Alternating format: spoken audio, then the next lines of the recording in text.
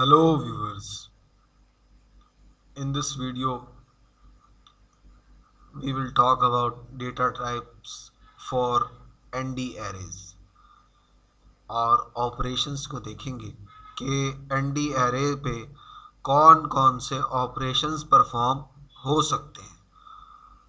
अब हम सबसे पहले देखते हैं हमारे पास कि डेटा टाइप हमने पाइथन में ही पढ़ी थी, यहाँ पर भी डेटा टाइप्स हैं, सिमिलर हैं एक दूसरे से, बिल्कुल कोई फ़र्क नहीं है। पर यहाँ पर डेटा टाइप्स कुछ जो है वो डी टाइप करके और एन पी करके हम डेटा टाइप्स को चेंज करते हैं। एक एग्जांपल हमारे पास है इंटीजर टू फ्लोट, जो है वो हम कन्वर्ट कर रहे हैं उसको। अब हम जो है वो उसके अंदर क्या कर रहे हैं, एक एरे बनाया हमने, उसको वैल्यूज़ दे दी हमने इंटीजर वैल्यूज़, तो उसकी टाइप क्या होगी, data type Python by default उसकी डेटा टाइप देखेगा जो कि इंटीजर होगी। अब अगर हम उसको उस एरे को किसी नई वैल्यू में स्टोर करके और एज टाइप कर दें, या नई वैल्यू में ना स्टोर करके भी अगर हम उसको as type N P dot उसकी डेटा टाइप चेंज कर सकते हैं, चाहे फ्लोट लगाएं, चाहे इंटीजर लगाएं, चाहे स्ट्रिंग लगाएं, हम उसकी डेटा टाइप को चेंज कर सकते हैं। इसी तरह फ्लोट में हमने किया हुआ है। ये कुछ तरीका है डेटा टाइप्स को चेंज करने का, यानी कि इंटीजर से फ्लोट में करने का, फ्लोट से इंटीजर्स में कन्वर्ट करने का। अब हमारे पास कुछ अलग अलग तरह की डेटा टाइप होती हैं। इंट 8 है, इंट 16 है, इसी तरह इंट 32 है, इंट 64 है। फ्लोट में भी हमारे पास इंट 16 है, फ्लोट 32 है, फ्लोट 64 है, फ्लोट 128 है, बूलियन है, हमारे पास ऑब्जेक्ट है, स्ट्रिंग अंडरस्कोर है। ये अलग अलग तरह की डेटा टाइप्स हैं और इनको इस्तेमाल अलग अलग कैटेगरीज में किया जाता है। अब कुछ ऑपरेशंस हम मैट्रिक्स के जो है वो परफॉर्म करके देखेंगे इस वीडियो के अंदर, कि एडिशन किस तरह से हो सकता है, सब्ट्रैक्शन, मल्टीप्लिकेशन, या एक मैट्रिक्स और एक स्केलर वैल्यू को किस तरह से हम देख सकते हैं मैट्रिक्स के अंदर। अब हम कुछ कोड करके देखेंगे कि इसके जो है वो डेटा टाइप्स किस तरह से काम करती हैं। यहाँ पर मैं एक सिंपली एक एरे बना लूँगा जिसको मैं नाम दे देता हूँ ARR is equals to N P dot array, और इसके अंदर मैं वैल्यूज़ डाल देता हूँ 1, 2, 3, 4, 5। 5 वैल्यूज़ मैंने इसके अंदर डाल दी। अब मैं इसको टाइप दे सकता हूँ अगर मैं चाहूँ तो, ये मेरे पास फ्लोट की डेटा टाइप से बनकर आ जाएगा। कैसे, कॉमा डी टाइप कर सकता हूँ मैं, D type is equals to, क्या कर दो मेरे पास, एन पी डॉट फ्लोट कर दो, इसको फ्लोट 64 कर दो। तो ये एरे मेरे पास अगर मैं इसको प्रिंट करवाऊंगा, प्रिंट ARR, तो ये देखें कि ये पॉइंट्स में वैल्यूज़ हमारे पास आ गई हैं।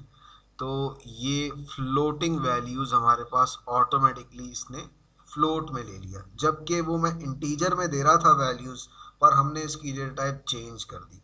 अब ऐसा भी हो सकता है कि हम एक एरे जनरेट कर लें और वो एरे की डेटा टाइप जो है वो हम बाद में भी चेंज कर सकते हैं। जैसे मैं एक एरे बना लेता हूँ, एरे इज इक्वल्स टू,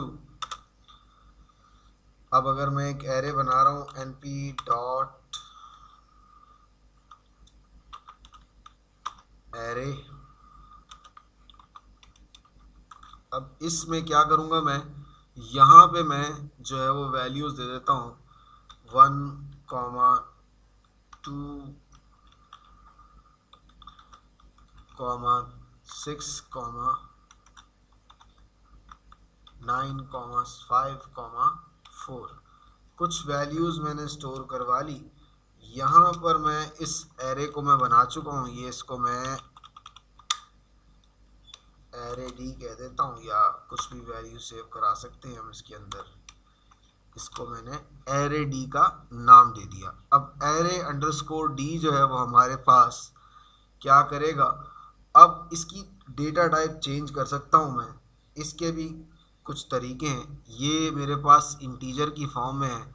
अब मैं इस डेटा टाइप को या तो किसी नई डेटा टाइप में सेव कराऊँ, मैं कह सकता हूँ फ्लोट अंडरस्कोर एरे जो मेरे पास हो वो किसके बराबर हो, ARR अंडरस्कोर डी जो है हमारे पास डॉट एज टाइप करके मैं इसको NP डॉट फ्लोट कह सकता हूँ, फ्लोट 64।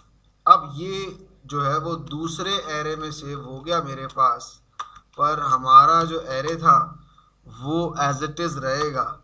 एरे अंडरस्कोर डी अगर मैं कहूँ तो ये एज इट इज़ रहेगा। अगर मैं इसको रिमूव कर दूं तो ये कुछ हमारे पास अब हमारी वैल्यूज़ फ्लोटिंग में चेंज हो गई, ऑन द स्पॉट फ्लोटिंग में चेंज हुई हैं। पर जब हम इसको दोबारा रन करके देखेंगे तो ये पुरानी वैल्यूज़ को ही उठाएगा। अब हम इसके अंदर अगर हम चाहें फ्लोटिंग वैल्यूज़ देकर इंटीजर में जाना चाहें तो वही सेम तरीका होगा। मैं ARF के नाम से एक बना लेता हूँ और मैं इसको NP डॉट एरे कह दूँगा और इसके अंदर मैं कुछ वैल्यूज़ डाल देता हूँ 1.5 कॉमा 2.56 कॉमा 0.22 कॉमा 0.559। अब ये कुछ वैल्यूज़ मैंने स्टोर करवा ली। अगर मैं इसकी डी टाइप देखूं, डी टाइप अगर मैं इसकी देखूं तो ये मेरे पास इसकी डेटा टाइप क्या दिखाएगा कि अगर मैं कहूं ARF की मेरे पास डॉट डी टाइप दिखा दो तो वो डी टाइप मेरे पास शो करेगा फ्लोट।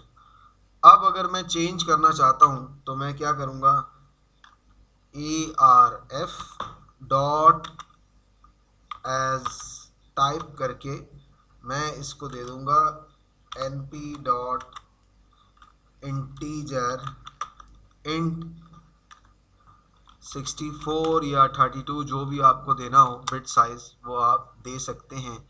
ये देखें कि ये वैल्यूज़ मेरी किस में कन्वर्ट हो गई, ये एक इंटीजर में कन्वर्ट हो गई। ये थी हमारे पास कन्वर्जन। अब हम देखेंगे ऑपरेशंस परफॉर्म करके एक एरे पे। ऑपरेशंस परफॉर्म करने जा रहा हूँ मैं, ऑपरेशंस ऑन एरे या ऑपरेटर्स लगा के देखते हैं कि हमारे पास मैथमेटिकल ऑपरेटर्स किस तरह से काम करते हैं। मैं ARR1 के नाम से एक एरे बना लेता हूँ, उसको NP डॉट एरे का नाम देकर हम इसके अंदर कुछ वैल्यूज़ स्टोर करवा लेते हैं। ये हम इसके अंदर वैल्यूज़ स्टोर करवा लेते हैं 1, 2, 3 और अब मैं और वैल्यूज़ स्टोर करा लेता हूँ 4, 5, 6। अब ये मैंने एक एरे सेव करवा लिया। अब इसी तरह मैं इसको जो है वो एरे 2 करा सकता हूँ, एक NP डॉट एरे करके। अब यहाँ पर भी मैं एक 2 डायमेंशनल एरे क्रिएट कर लेता हूँ 7, 8, 9 और मैं कॉमा दे देता हूँ इसको। दोबारा जो है वो क्रिएट कर दो 3, 2, 1। अब ये मैंने 2 एरेज क्रिएट कर लिए। अब मैं अगर इनको देखूं तो मैं प्रिंट करवा दो मेरे पास क्या, प्रिंट कर दो मेरे पास एरे 1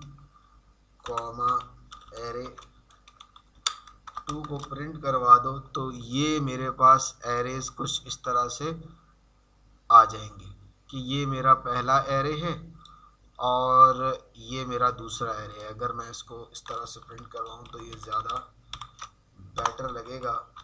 मैं प्रिंट करवा देता हूँ। प्रिंट क्या करवा दो हमारे पास एरे 2 को। तो ये पहला एरे हो गया मेरे पास और ये दूसरा एरे हो गया। ये 2 डायमेंशनल एरे है। यहाँ पर हम ऑपरेशंस परफॉर्म करवा सकते हैं, या ऐड अंडरस्कोर एरे का मैं एक वेरिएबल बना लेता हूँ, उसको एरे 1 प्लस एरे 2 कर सकते हैं हम, प्लस एरे 2 कर देंगे तो ये ऐड करवा देगा। अगर मैं ऐड को देखूं, ऐड अंडरस्कोर एरे करूं, तो ये मेरे पास कुछ इस तरह से 2 by 2 यानी कि 2 by 3 का एरे ही बन रहा है। अगर मैं इसकी शेप देखना चाहूँ ना, तो एरे 2 डॉट शेप करूँ तो इसकी और इसकी शेप सेम होगी। अब इसकी अगर शेप देखें हम,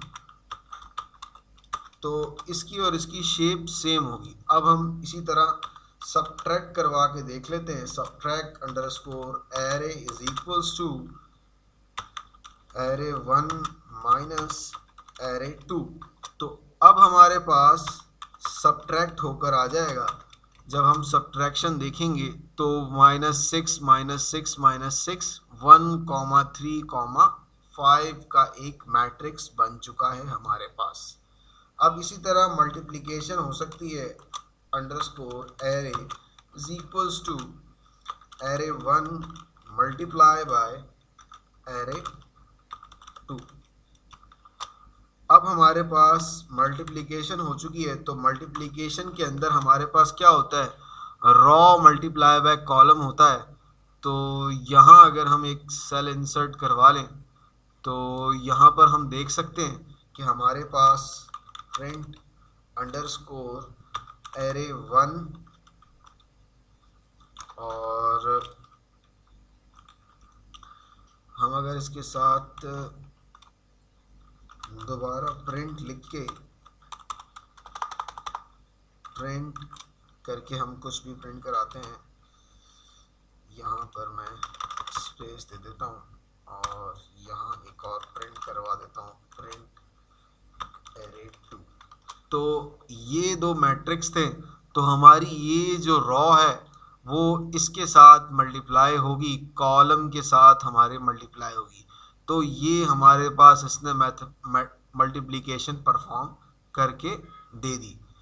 ये था हमारे पास एरे की कुछ मल्टीप्लिकेशंस। और अब हम देखेंगे कि हम एरे के ऊपर स्केलर्स के साथ क्या क्या कर सकते हैं।